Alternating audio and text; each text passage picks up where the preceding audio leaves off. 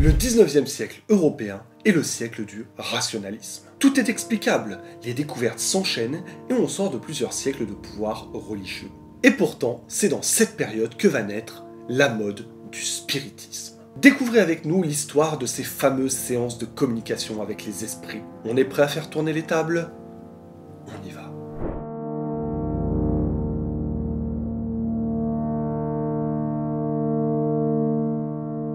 Avant de commencer, les esprits des ancêtres nous ont contactés et nous ont donné la marche à suivre. Il faut s'abonner à cette chaîne et liker la vidéo. Sinon, ils vont venir vous tourmenter. Merci pour vous. On peut commencer notre histoire en 1848 avec les sœurs Fox, Margaretha et Catherine, deux Américaines qui vont débuter un dialogue avec l'esprit qui hante leur maison. Vous devez sûrement connaître le mécanisme, la procédure. On frappe quelques coups sur une table,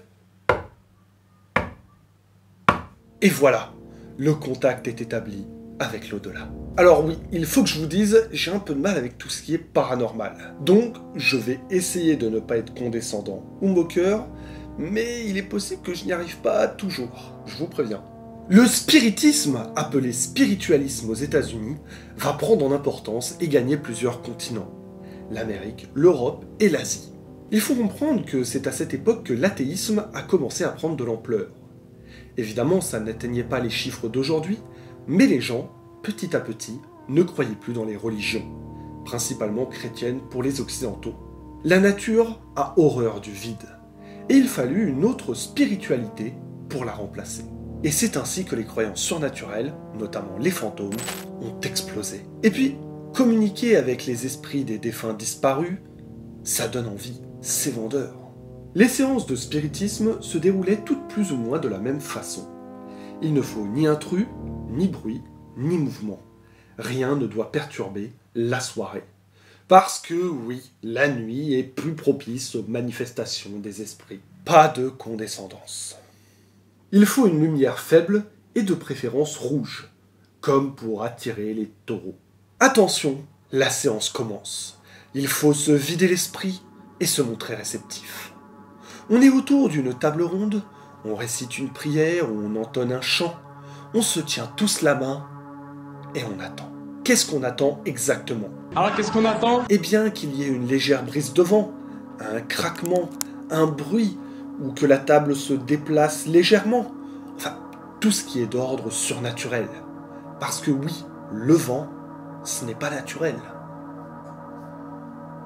À ce moment-là, une fois qu'on a le signal qu'une entité est bien présente sur les lieux, un intervenant, souvent une femme parce que devait servir de lien entre les morts et les vivants. Elle s'adressait aux défunts et ceux-ci répondaient en frappant 2 ou 3 coups sous la table. Bon, là ça va pas marcher bien sûr. Esprit, es-tu là? Pour poser des questions, les participants avaient une technique assez complexe. Vous prenez une feuille de papier et vous indiquez les lettres de l'alphabet sur 4 lignes, et les chiffres de 0 à 9 sur une 5e. Vous pointez du doigt les lettres dans l'ordre alphabétique, et vous vous arrêtez sur celles où les coups retentissent. Vous refaites l'opération jusqu'à obtenir la réponse complète. C'est long, mais... c'est long, c'est vraiment long. On appelle ce processus la typologie. Comme c'était un peu long, les esprits ont décidé de s'exprimer de manière plus directe, en prenant possession du corps du médium et en écrivant eux-mêmes leur texte sur une feuille. C'est de l'écriture automatique sous transe, c'est plus rapide. Il y avait une autre méthode, celle des médiums parlants. Les esprits s'exprimaient à travers eux, ils parlaient à leur place. La plus célèbre étant l'américaine Leonora Piper. Pour entrer en transe, elle devait tenir la main de quelqu'un et garder le silence pendant quelques minutes. Le tout dans l'obscurité, bien sûr.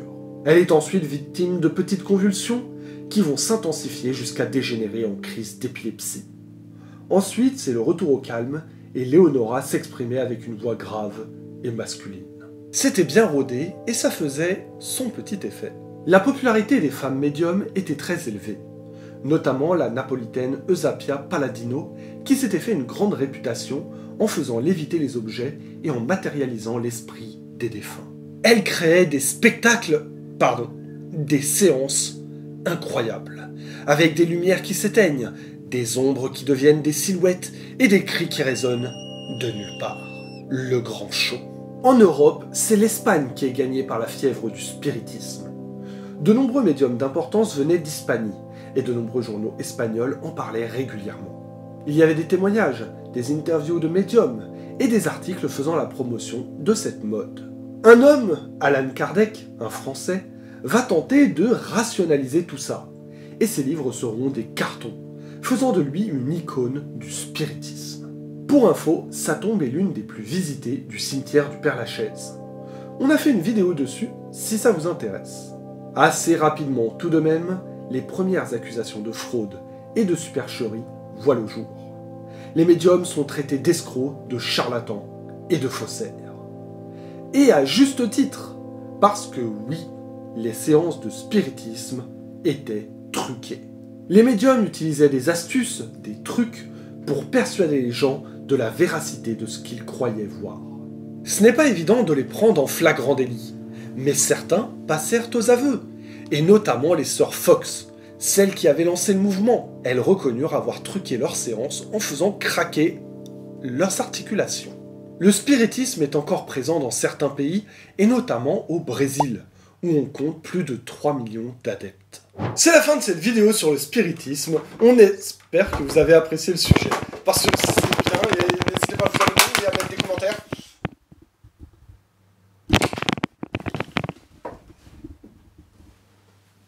Ok.